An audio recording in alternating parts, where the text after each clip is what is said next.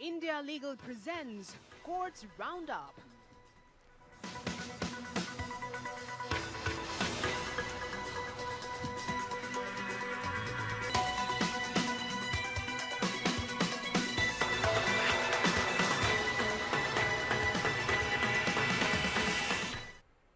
नमस्कार, courts roundup में आप सभी का स्वागत है। मैं हूं आपके साथ सपना। इस बुलेटिन में हम आपको सुप्रीम कोर्ट और हाई कोर्ट के तमाम बड़े मामलों से रूबरू कराएंगे। तो चलिए शुरू करते हैं courts roundup.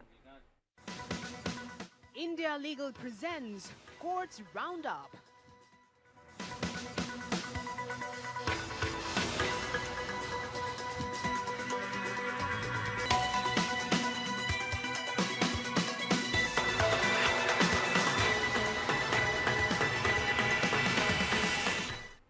Sharmishtha Panoli hate speech मामले में शिकायतकर्ता वजाहत खान ने सुप्रीम कोर्ट का रुख किया। बताते हैं, वजाहत खान ने अपनी याचिका में विभिन्न राज्यों में उनके खिलाफ दर्ज की गई एफआईआर को एक साथ जोड़ने और दिल्ली स्थानांतरित करने का अनुरोध किया है। वजाहत खान ने शर्मिष्ठा पनौली के खिलाफ हेट स्पीच का मामला दर्ज कराया था, जिसके बाद शर्मिष्ठा को गिरफ्तार किया गया था। हालांकि बाद में वजाहत खान के खिलाफ भी हेट स्पीच और धार्मिक भावनाएं आहत करने के आरोप में मामला दर्ज किया गया और उन्हें गिरफ्तार भी किया गया। वजाहत खान पर आरोप है कि उन्होंने सोशल मीडिया पर हिंदू धर्म, देवी देवताओं और परंपराओं के खिलाफ अपमानजनक और भड़काऊ पोस्ट किए। उनके खिलाफ गुवाहाटी और दिल्ली सहित कई स्थानों पर कम से कम 4 शिकायतें दर्ज की गई हैं। शर्मिष्ठा पनौली को कोलकाता पुलिस ने 30 मई को गुरुग्राम से गिरफ्तार किया था। उन पर आरोप है कि उन्होंने सोशल मीडिया पर एक वीडियो पोस्ट किया, जिसमें उन्होंने ऑपरेशन सिंदूर और कुछ बॉलीवुड सितारों की चुप्पी को लेकर आपत्तिजनक टिप्पणियां की, जिससे धार्मिक भावनाएं आहत हुई। अब वजाहत खान ने सुप्रीम कोर्ट में याचिका दायर कर अपने खिलाफ दर्ज एफआईआर को एक साथ जोड़ने और दिल्ली स्थानांतरित करने का अनुरोध किया है। यह देखना होगा कि सुप्रीम कोर्ट इस मामले में क्या निर्णय लेता है।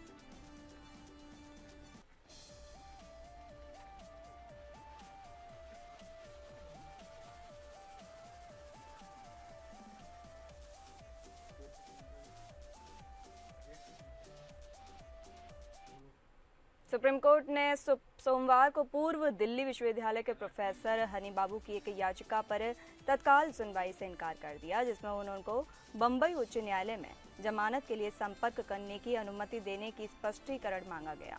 जस्टिस केवी विश्वनाथन और जस्टिस एन.के. सिंह की पीठ ने मामले की गर्मी की छुट्टी के बाद सूचीबद्ध करने का निर्देश दिया और आंशिक कार्य दिवसों के दौरान इस पर सुनवाई करने से इनकार कर दिया। हनी बाबू को जुलाई 2020 में भीमा कोरेगांव मामले में माओवादियों से कथित संबंधों के आरोप में यूएपीए के तहत गिरफ्तार किया गया था।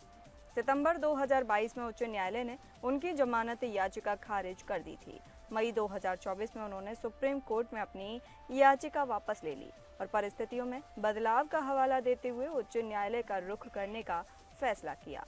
उच्च न्यायालय ने हाल ही में देखा कि सुप्रीम कोर्ट के आदेश में उन्हें उच्च न्यायालय में जाने की स्वतंत्रता नहीं दी गई थी, इसलिए बाबू को सुप्रीम कोर्ट से स्पष्टीकरण लेना होगा। जस्टिस विश्वनाथन ने पूछा, अगर उच्च न्यायालय का आदेश 2 मई को पारित किया गया था तो याचिका मई 23 तक नियमित कार्य दिवसों के दौरान क्यों नहीं दायर की गई। उन्होंने कहा कि हम 23 मई तक पूरी तरह से खुले थे। आदेश 2 मई को पारित किया गया था। आपको कुछ जरूरी बातें दिखानी थी और समय पर दाखिल करना था। अब यह मामला सुप्रीम कोर्ट की गर्मियों की छुट्टी के बाद ही सुना जाएगा।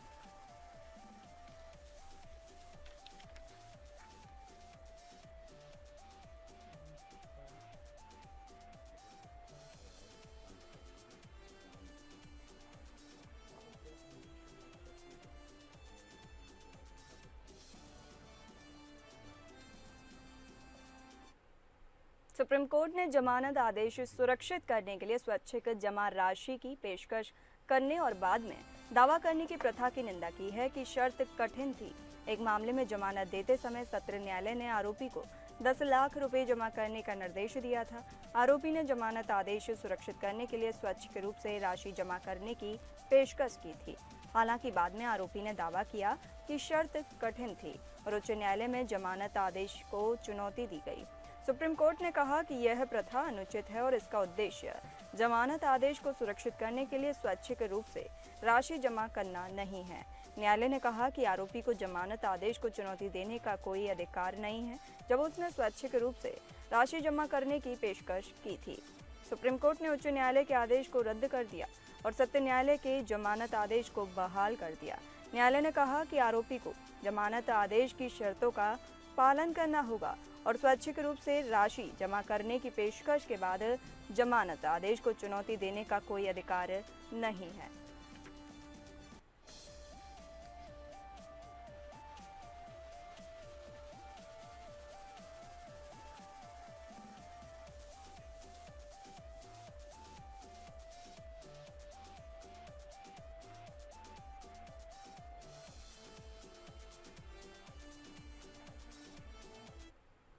कर्नाटक उच्च न्यायालय ने बेंगलुरु के एम चिन्ना स्वामी स्टेडियम के बाहर हुए दर्दनाक हादसे पर स्वतः संज्ञान लेते हुए एक जनहित याचिका दर्ज की है। बताते चलें कि इस हादसे में 11 लोगों की मौत हो गई थी और कई लोग घायल हो गए थे। कर्नाटक उच्च न्यायालय ने इस मामले में कर्नाटक राज्य क्रिकेट संघ, रॉयल चैलेंजर्स बैंगलोर और डीएनए एंटरटेनमेंट लिमिटेड को नोटिस जारी किया है। न्यायालय ने इस मामले में वरिष्ठ अधिवक्ता एस सुशीला को एमके सिक्यूरी नियुक्त किया है ताकि न्यायालय को इस मामले में सहायता प्रदान की जा सके। न्यायालय ने राज्य सरकार से इस मामले में रिपोर्ट मांगी है और राज्य सरकार ने अपनी रिपोर्ट सीलबंद लिफाफे में जमा की है। यह हादसा 4 जून को एम चिन्ना स्वामी स्टेडियम के बाहर हुआ था, जब आरसीबी की जीत का जश्न मनाने के लिए बड़ी संख्या में लोग मौजूद हुए थे। इस हादसे में 11 लोगों की मौत हो गई थी और कई लोग घायल हो गए थे। राज्य सरकार ने इस मामले में मजिस्ट्रेट जांच और एक सदस्यीय न्यायिक आयोग की जांच के आदेश दिए हैं। न्यायालय ने कहा कि वह इस मामले में पारदर्शिता और जवाबदेही सुनिश्चित करने के लिए प्रतिबद्ध है। न्यायालय ने राज्य सरकार से कहा कि वह इस मामले में सभी संबंधित दस्तावेजों को सुरक्षित रखे, जिसमें व्हाट्सएप संदेश भी शामिल हैं। इस मामले की अगली सुनवाई 1 जुलाई को होगी, जब न्यायालय इस मामले में आगे की कार्रवाई पर विचार करेगा।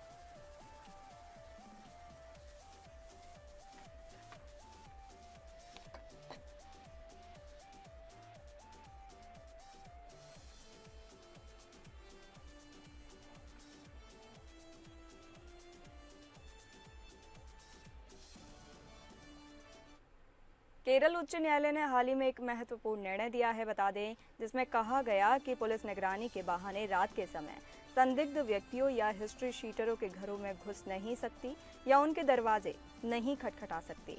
न्यायमूर्ति वीजी अरुण ने इस मामले में एक व्यक्ति की याचिका पर सुनवाई करते हुए यह निर्णय दिया, जिस पर पुलिस अधिकारियों ने रात के समय उसके घर पर दबिश देने के दौरान धमकी देने का आरोप लगाया था।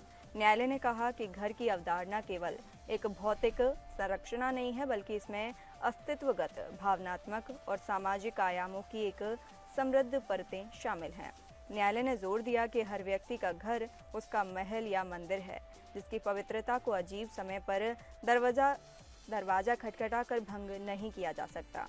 एक व्यक्ति के जीवन के अधिकार में गरिमा के साथ जीने का अधिकार भी शामिल है और गरिमा अविचारणीय है। न्यायालय ने केरल पुलिस मैनुअल का हवाला देते हुए कहा कि हिस्ट्री शीटरों की केवल अनौपचारिक निगरानी और आपराधिक गतिविधियों में शामिल लोगों पर करीबी नजर रखने की अनुमति है।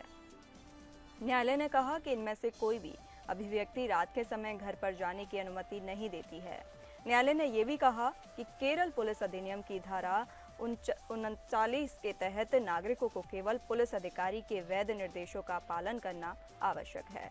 न्यायालय ने कहा कि मध्यरात्रि में हिस्ट्री शीटर के दरवाजे पर दस्तक देना और घर से बाहर आने के लिए कहना किसी भी तरह से वैध निर्देश नहीं हो सकता है। न्यायालय ने व्यक्ति के खिलाफ दर्ज एफआईआर और सभी संबंधित कार्यवाही को रद्द कर दिया।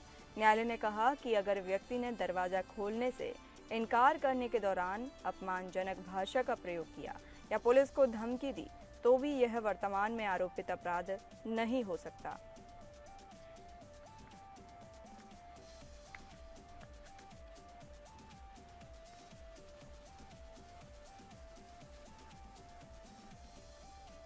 सुप्रीम कोर्ट ने सोमवार को तमिलनाडु सरकार के साइबर अपराधियों के खिलाफ प्रतिबंधात्मक हिरासत कानून का उपयोग करने के दृष्टिकोण की सराहना की।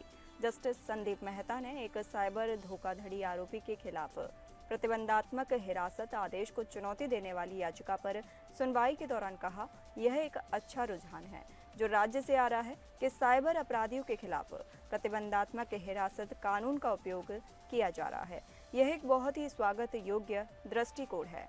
सामान्य आपराधिक कानून इन अपराधियों के खिलाफ सफल नहीं हो रहे हैं। एक व्यक्ति को साइबर धोखाधड़ी के मामले में गिरफ्तार किया गया था, जिसमें उसने कथित तौर पर 84,50,000 रुपए की धोखाधड़ी की थी। जांच में पता चला कि आरोपी ने 4 कंपनियां बनाई थीं और कई बैंक खातों में धोखाधड़ी से धन प्राप्त को स्थानांतरित किया था।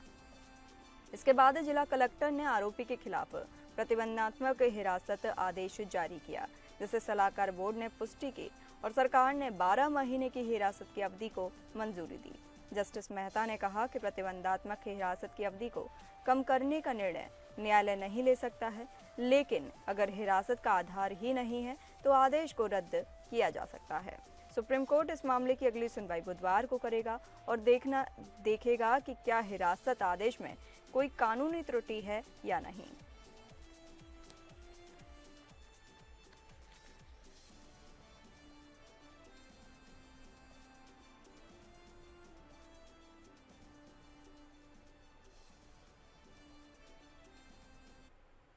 इलाहाबाद उच्च न्यायालय ने हाल ही में एक महत्वपूर्ण टिप्पणी की है, जिसमें कहा गया है कि बाल हिरासत कानून में बदलाव की आवश्यकता है ताकि यह लिंग तटस्थ हो सके और पारंपरिक पितृसत्तात्मक विचारों से आगे बढ़ सके। न्यायालय ने कहा कि वर्तमान कानून में अक्सर माता पिता के अधिकारों को लेकर एक असंतुलन देखा जाता है, जो बच्चे के सर्वोत्तम हितों के लिए उपयुक्त नहीं है। न्यायालय ने कहा कि बाल हिरासत कानून में बदलाव की आवश्यकता है ताकि यह लिंग तटस्थ हो सके और बच्चे के सर्वोत्तम हितों को ध्यान में रखा जा सके। न्यायालय ने कहा कि वर्तमान कानून में अक्सर माता पिता के अधिकारों को लेकर एक असंतुलन देखा जाता है, जो बच्चे के सर्वोत्तम हितों के लिए उपयुक्त नहीं है। न्यायालय ने कहा कि कानून में बदलाव की आवश्यकता है ताकि यह लिंग तटस्थ हो सके और बच्चे के सर्वोत्तम हितों को ध्यान में रखा जा सके। न्यायालय ने यह भी कहा कि वर्तमान कानून में अक्सर माता पिता के अधिकारों को लेकर एक असंतुलन देखा जाता है, जो बच्चे के सर्वोत्तम हितों के लिए उपयुक्त नहीं है।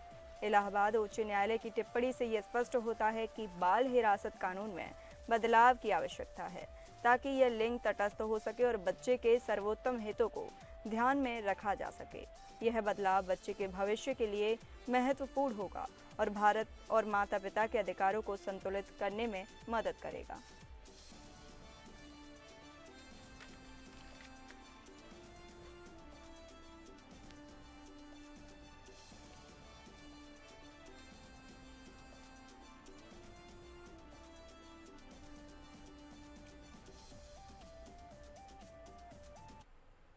टीएन गोडावर्मन थिरुमुल पद बनाम भारत संघ मामले में सुप्रीम कोर्ट ने एक महत्वपूर्ण निर्णय दिया है। बताते चले जिसमें वन संरक्षण अधिनियम 1980 के तहत वनों के संरक्षण पर जोर दिया गया है।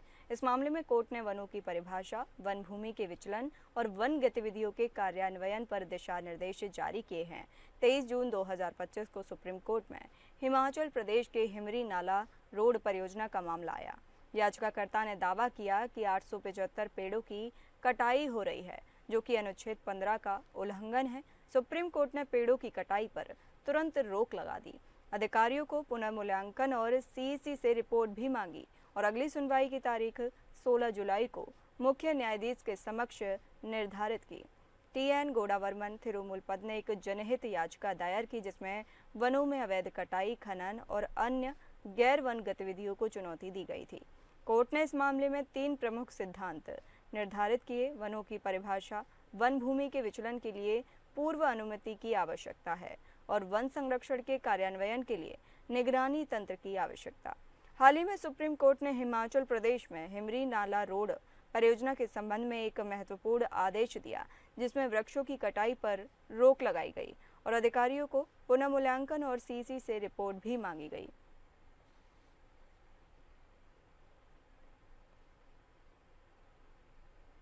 केस पर पूरी जानकारी देंगे इंडिया लीगल के रिसर्चर रेयान चोपड़ा। तो बताइए, क्या है आपके पास जानकारी? नमस्ते, मैं आज को एक बहुत ही महत्वपूर्ण केस के बारे में बताना चाह रहा हूँ। TN Godavarman versus union of India 1955-56 में ये आर्टिकल 32 के तहत इंट्रोड्यूस हुआ था। तो ये केस में TN गोदवर्मन एक रिटायर्ड ऑफिसर थे, फॉरेस्ट ऑफिसर थे, जिन्होंने एक PIL फाइल करी इलीगल क्वारिंग, माइनिंग और कंस्ट्रक्शन के अगेंस्ट। उन्होंने कहा कि ये फॉरेस्ट प्रोटेक्शन एक्ट 1980 की सेक्शन 2 को वायलेट करता है। तो सुप्रीम कोर्ट ने इस पे 3 क्लैरिफिकेशंस दिए।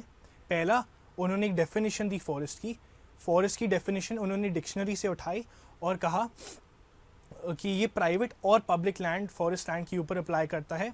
दूसरा, उन्होंने फॉरेस्ट के डाइवर्जन के बारे में बताया, इसमें सेंट्रल गवर्नमेंट की परमिशन के बिना कोई भी non forest activity forest land पे नहीं हो सकती। तीसरा, इम्प्लीकेशन, इन्होंने कहा कि फॉरेस्ट लैंड पे CEC मॉनिटर करेगा, जो है सेंट्रल एम्पावर्ड कमिटी। तो ये केस बहुत ही महत्वपूर्ण है और इसने देश को एक नई देश की कॉन्जर्वेशन को एक नए मोड़ पे लाया है। तो आज ये case court number 11 item number 27 justice Koteshwar Singh और जस्टिस विश्वनाथन ने अपना एक ऑर्डर दिया था। तो एप्लीकेंट ने कहा कि 800 से ज़्यादा पेड़ों का कटने का रिस्क हो रहा है और इसके रिस्पॉन्स में जस्टिस ने कहा कि एक रीअसेसमेंट होनी चाहिए जहां CEC कमेटी वापस इन्वॉल्व होगी और ये CGI के सामने पेश किया जाएगा जुलाई 16 को, क्योंकि ये आर्टिकल 15 को पॉसिबली वायलेट करता है। Thank you. बहुत शुक्रिया रेहान, आपने हमें यह जानकारी साझा की हमारे साथ। आइए अब इंडिया लीगल वेब रिपोर्टर से समझते हैं कि अगर ईडी के समन की तामील नहीं होती तो क्या कार्रवाई की जा सकती है।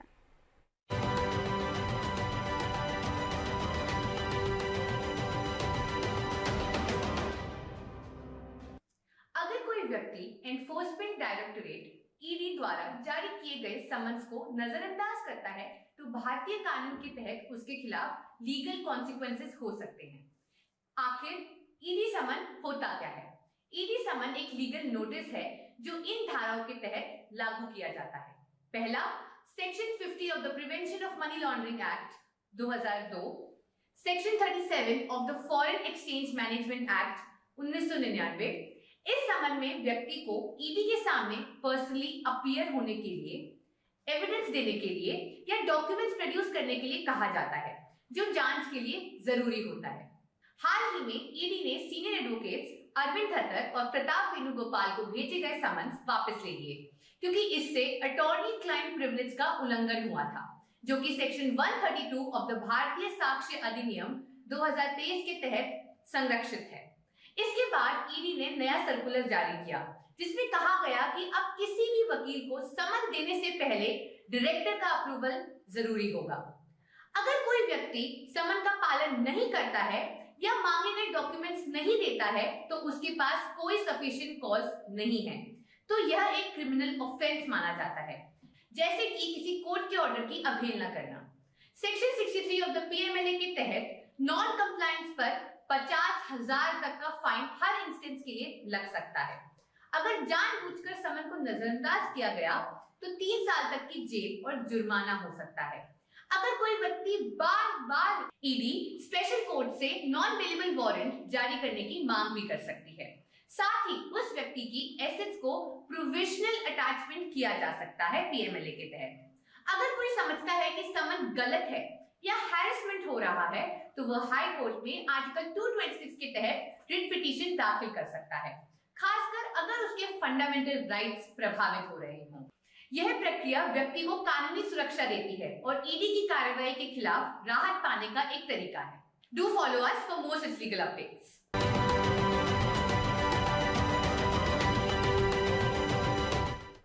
फिलहाल कोर्ट्स राउंडअप में इतना ही। नमस्कार। India Legal presents Courts Roundup.